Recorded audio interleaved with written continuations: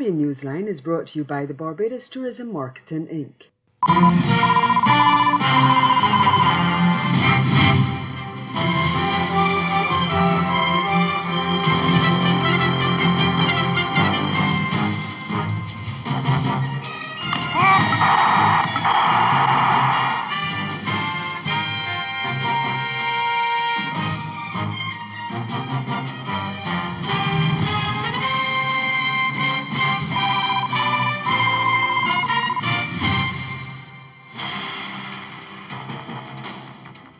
Dominica's Prime Minister Roosevelt Skerrit plans to step down after the next poll. Our top story in Caribbean Newsline for Monday, July 1, 2019. From the CMC News Center in Bridgetown, I'm Ricardo Roberts. Good evening. Thanks for joining us. Dominica's Prime Minister Roosevelt Skerrit has announced that he will bow out of active politics following the next general election, which is constitutionally due by March next year. Skerrit became Prime Minister in January 2004 following the death of Pierre Charles, becoming the world's youngest head of government, and he has since led the Dominican Labour Party to 3 consecutive victories at the polls. Now, Skerrit told Dominicans in Antigua on Sunday night he also plans to step down as leader of the DLP after the next election. This evening, ladies and gentlemen, we introduce to you some of the new faces in our lineup of the Dominican Labour Party. We recognize that the task ahead will be long and will be tough. We wanted to ensure that there is a much needed transition to new ideas and new talents and new energies. I have already made it very clear that this will be my last election as leader of the party. The transition is starting now, and next time around, it will continue with persons such as myself giving way to new talents, outlooks, and energy in the Dominican Labour Party. But no one is leaving the Dominican Labour Party, and the Dominican Labour Party is certainly not turning its back on anyone. There is plenty of work to be done, and there is a place for every Labourite in the House of Labour. Guyana's opposition leader Barack Jagdeo has dismissed President David Granger's position that he is also entitled to submit possible nominees for the post of chairman of the Guyana Elections Commission, GECOM. But Jagdeo says he is flexible on unofficially discussing names that may be submitted by Granger. The opposition leader's position was contained in a letter that was sent by PPP executive member Gail Teixeira to the Director General at the Ministry of the Presidency, Joe Harmon. It came in response to a letter from Harmon which suggested that the President's understanding of the ruling of the Caribbean Court of Justice was that he would also offer nominees for the GECOM chairman position. The opposition leader told the President through Harmon that there was nothing in the judgment that allows for a relaxation of the constitutional requirement for the opposition leader to submit 6 nominees, but instead it cited the need for respect of the process which allows for the President to pick one who is not unacceptable to him. In its ruling, the CCJ said it believes the President and the leader of the opposition should meet and consult on the eligible candidates before the formal list of nominees is submitted. Harmon said the government has understood that to mean that nominees for the list of 6 persons will be provided by both the President and the opposition leader. But in her response, Teixeira wrote that the court was just offering some guidance on what should take place before a formal list is submitted, explaining that the guidance does not suggest that the President should submit candidates. However, she added that in an effort to find a consensus, the opposition leader is not adverse to the President informally suggesting names of possible nominees. And the chairman of the Jamaica's opposition People's National Party has been forced to intervene in an ongoing war of words between supporters of the 2 contenders for leadership of the party. Fitz Jackson has also announced plans to establish a code of conduct for the upcoming election, which is being contested by the incumbent Dr. Peter Phillips and MP Peter Bunting. We get the details in this TVJ News report. It's a long way to September 7, and already the battle for the top post in the People's National Party PNP is getting ugly. The candidates, now referred to as First Peter and Second Peter, Dr. Peter Phillips and his One PNP campaign being the first, and Peter Bunting under his Rise United theme is the second. Both men have been wooing PNP delegates in the various parishes, but things are not only getting heated on the political platform, but on social media as well. This repost by PNP caretaker candidate for West Portland, Valerie Nita Robertson, now in the spotlight. A supporter of the incumbent PNP president, Dr. Peter Phillips, criticized Peter Bunting, stating that he served as National Security Minister and wilted under pressure to the extent that he, quote, cried publicly. The June 26 repost, also likened as a set-on mongrel dog, utterances made by Mr. Peter Bunting and his, quote, main speaker,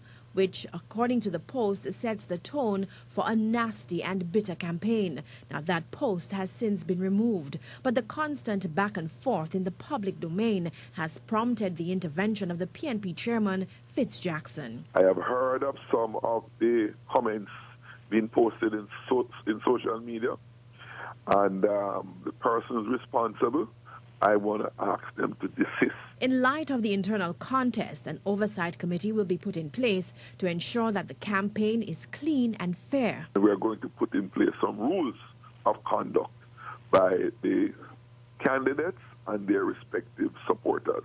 But once again, I want to really beseech my fellow comrades. Remember, all of us will have to fight together to protect the People's National Party and to protect the Jamaica from the Jamaica Labour Party. On Sunday, the Rise United campaign released its own code of conduct where supporters were warned against, among other things, using hateful language which incites violence towards the opposing candidate, including in speeches, social media posts and slogans. You're watching Caribbean Newsline. Haitian President Jovenel Moïse has reiterated his position that he will not step down and has dismissed suggestions that he is the cause of recent opposition protests.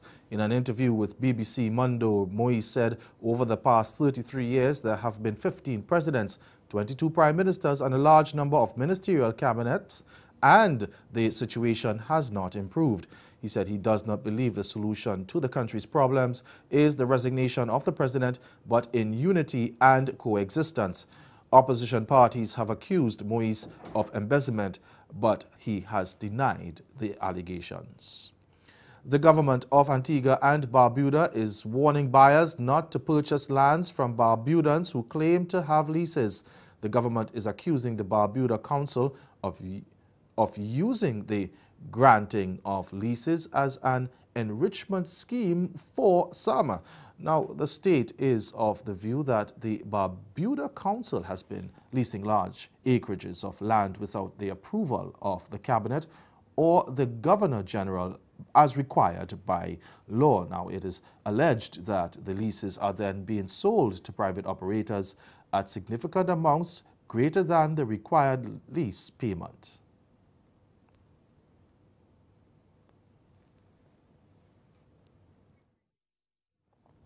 All right, over to some other news now. The head of the Grenada's Financial Intelligence Unit, Tafwa Pierce, says Grenadians have been fleeced out of millions of dollars in online financial scams, and he's urging nationals to be cautious about accepting online financial initiatives and to contact the unit to determine whether the messages are authentic. Now, Pierce estimates that people have lost $7 million over the past few years, but he believes the number may be as high as 10 million. He mentioned the case of one woman who sold a house in Grenada and sent all the money to people she had never met in the pursuit of some loan or business. Now, Pei says scammers are using different formats to attract people, including the foreign exchange market and even offering grant funding from an agency. Now, in the case of an agency, money must be sent and fake checks deposited. Pei says the scams are making it difficult for decent people to conduct legitimate transactions. And still to come, authorities in Barbados call off the search for the missing American tourists. Stay with us. More news after this.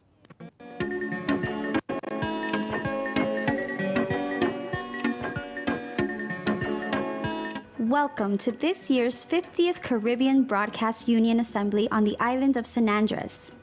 San Andres is a small archipelago located in between Jamaica and Panama in the western Caribbean Sea.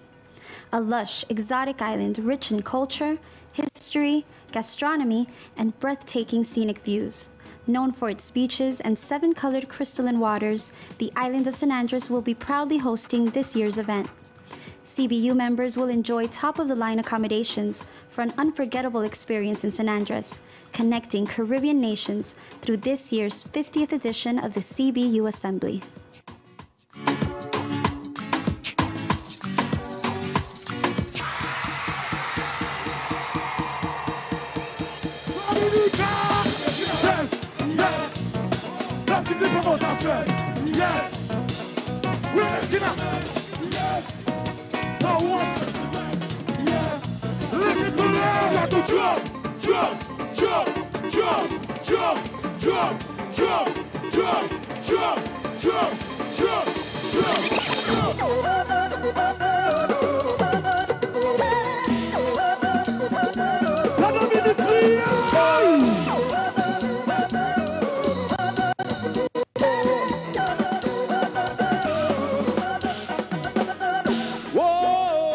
Help us to understand the European elections, because many pundits are criticizing each other here in the United States, saying none of them really understand the losers and the winners of the recent election. Help us understand this.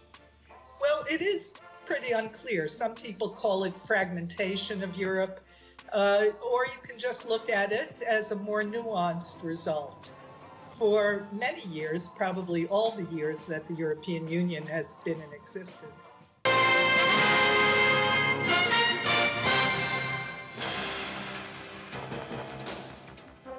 Welcome back. Authorities in Barbados have called off the search at sea for 2 missing American tourists who were last seen on a jet ski more than 4 days ago. Tourism and International Transport Minister Kerry Simmons confirmed the search, that it had ended on Sunday night with no success in locating 25-year-old Magdalena DeVille and 32-year-old Oscar Suarez. The authorities said the couple had rented the jet ski from an establishment in St. James, north of the island, last Monday. They were both wearing life jackets. The search included personnel and equipment from the United States. Last Thursday, Prime Minister Mia Mottley ordered that the search continue for another 72 hours. Suarez and DeVille arrived in Barbados on June 22nd and were scheduled to stay for a week. Over in the Bahamas, where the police commissioner is reassuring the public that the island is safe in the wake of a mass shooting at the party on Sunday that left at least 7 people injured. According to police, 14 people were shot, including the intended target, and 3 more sustained other injuries. Now, 10 of the victims were female and 4 were minors, the youngest of which is just 10 years old. However, there were no fatalities, and according to the Public Hospitals Authority, only 1 person remained in critical condition. And of course, the pictures you will see will be very graphic, so we urge you to take caution as you look. Now, Minister of National Security Marvin Dames described this as a tragic and unfortunate incident. Both he and Commissioner of Police Anthony Ferguson stressed that the target was a specific individual, not the general crowd. We get more in this Eyewitness News report. A mass shooting at a party believed to have been a baby shower in Montel Heights around midnight left 17 people injured, 14 of them with gunshot wounds. They were all taken to hospital in private vehicles and EMS. Up to news time, 3 were critical. The information that we are working with is that a male was walking towards the party when he was confronted by 2 men who began shooting at him, resulting in persons being shot. Today, Commissioner of Police Anthony Ferguson led a news conference in an attempt to diffuse a firestorm of speculation and fear spreading on social media. That there are all kind of information going on around the social media, all kind. This investigation is very, very early. There has to be a lot of analysis going on in respect to whatever is being said. We're not dismissing anything, but this information will be analyzed and will be worked upon, and then we'll reach a conclusion at some point. This latest shooting injuring 17 comes on the heels of a double murder last Friday. It was speculated that retaliation from that event could happen. These incidents have put Bahamians in fear, but the commissioner claims there is no need. Members of the general public, I wish to advise you that you can move about in your normal daily business. This is not a situation where persons are going around shooting anybody. I am satisfied, based on intelligence reaching me, that we have this incident in control. Police claim they know who they're looking for, but can't release much information at this time. Jamaica's health minister says there is no outbreak of dengue fever, and the National AIDS Commission in Belize wants more people to get tested. We get the details in this week's Newsline Health with Marie-Claire Williams.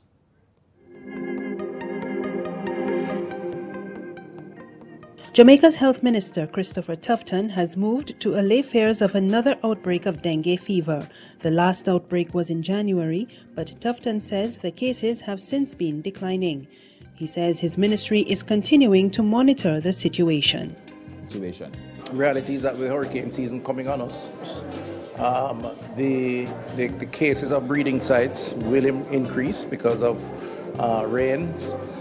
In the dry period also, because of storage of water, there is the potential for breeding sites, more breeding sites to be around.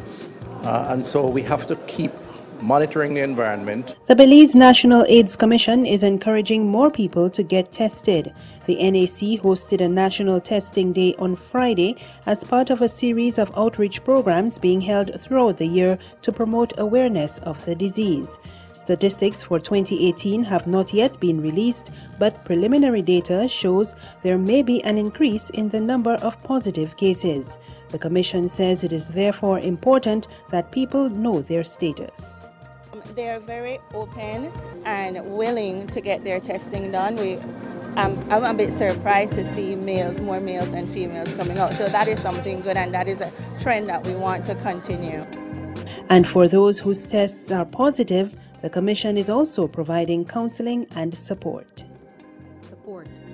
A number of persons who come out are normally alarmed, but we are there to provide that safety net, that cushion, so that you can get the support that you need. That includes making referrals within the intersystems that we have. Human development is involved with some of our cases. It's not just a medical issue, it's a social, financial issue that we are looking at when we're looking at HIV. Marie-Claire Williams, Newsline. And ahead in Newsline Sport, sparkling Puran 100 fails to save Windies from 6th defeat. Stay with us. Sport is next.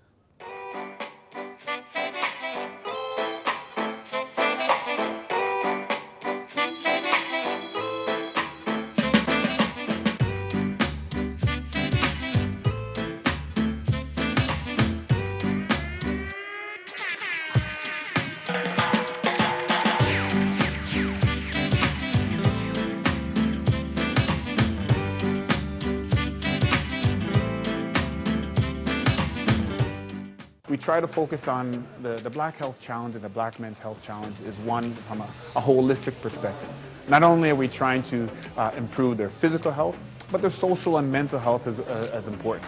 And in terms of, we want to see this expand and grow to many other centers across the GTA, particularly in communities where there are significant numbers of members of the Black community, so that it's accessible to them. They are encouraged to improve their health. After listening to fans beg for new music, Rihanna has finally confirmed that she's working on a new album that will reflect her Caribbean background more than anything she's done before. Although the star has played the dancehall and reggae vibes on songs such as Ponder Replay, Man Down, and Work, her pop and R&B tracks have been the foundation of her musical success. In a new interview with T Magazine, the Barbadian boss shared that her next album, tentatively titled R9, will truly speak to her Bajan roots. Let me ask you this. I know people do exotic dancing for different reasons. What is the reason you got into it? I couldn't get a job before because I had caught a case last year. And when I was like doing job interviews and stuff, they didn't want to hire me because I had a felony. Oh, so okay. my friend, she like talked me into going just to audition to get into it. Audition? You mean you have to audition to do exotic dancing?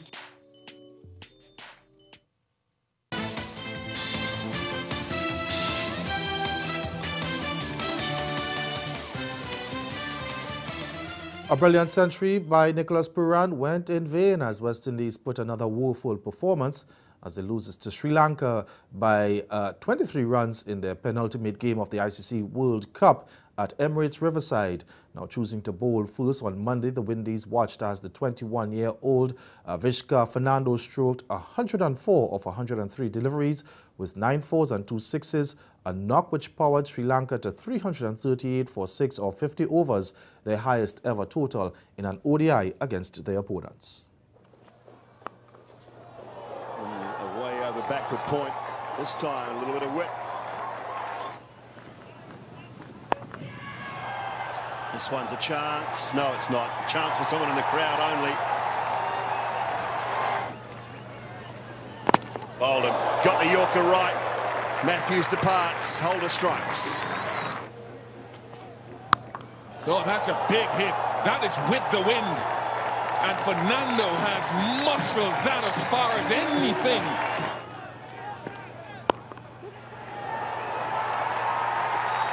A glorious first 100 in ODIs for Fernando. As it hits it in the air, the fielder under it, well taken. But it doesn't take anything away from the magnificence of this particular innings by this young man, Bish. Down to long off and taken. Safe hands of the West Indies captain Jason Holder. So the West Indies will have to achieve their highest. In reply, West Indies recovered from an 199 for 6 in the 35th over to reach 282 for 7 in the 45th, courtesy of a flamboyant 118 from Pooran and a blistering career best 51 from Fabian Allen, the pair posting 83 for the 7th wicket. Got it, little edge, yes. First time we've seen the bouncer from Lasith Malinga. Gone. Little inside edge, another slower ball. We've seen bounces, slower balls, everything from Malinga. In the air, put down, but it would have been brilliant. And absolutely stunning if he'd held on to that. Shouts of catch it. Nobody will. And it's gone all the way for 6. Down the ground, no one there. It wouldn't have mattered anyway. I don't think this will be tasting very well. This should be taken. Is taken. There we go again. Oh, trouble. Trouble. Gone. Gone. Oh dear. Just didn't quite get under it. Beautifully played. Straight down the ground and away for 4. Out the ground. Here you go. Short and banged away for 6. Oh, he's got him. He's got him here. Brathwaite's going to be out. Pretty sure this has hit the fingers on the way back. Oh, beautiful placement again. Downwind, and good enough. And again, got it well enough, you bet. Lovely shot. Another glimpse of the sumptuous talent of Fabian Allen. Trouble, trouble, oh no. Oh, what a mix-up. And his first international 100 A precocious talent identified. That's 6. That's riding on the wind. Oh no. Oh yes, Malinga. Oh no, to Sarah Pereira. Oh, he goes length. Buran hits the gap. Buran hits the gap very well. Is he gone? Oh, he's gone. Angelo Matthews produces a moment of magic.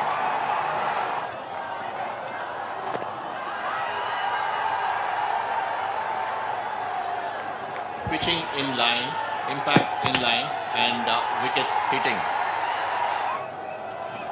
They have been treated to some magical cricket. And that is the game. And Sri Lanka walk away with a close but famous victory. They're down and out both these sides.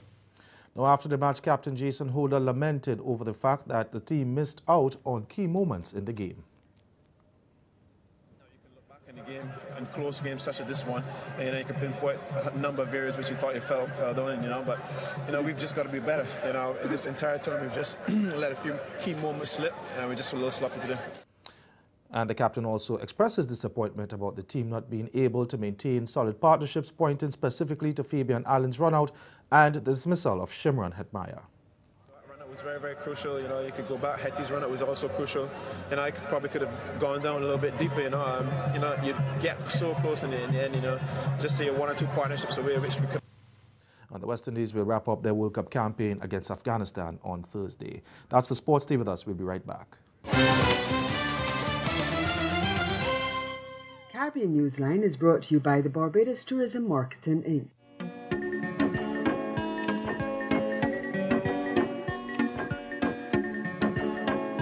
Welcome to this year's 50th Caribbean Broadcast Union Assembly on the island of San Andres. San Andres is a small archipelago located in between Jamaica and Panama in the Western Caribbean Sea. A lush, exotic island rich in culture, history, gastronomy, and breathtaking scenic views. Known for its beaches and 7-colored crystalline waters, the island of San Andres will be proudly hosting this year's event. CBU members will enjoy top-of-the-line accommodations for an unforgettable experience in San Andres, connecting Caribbean nations through this year's 50th edition of the CBU Assembly.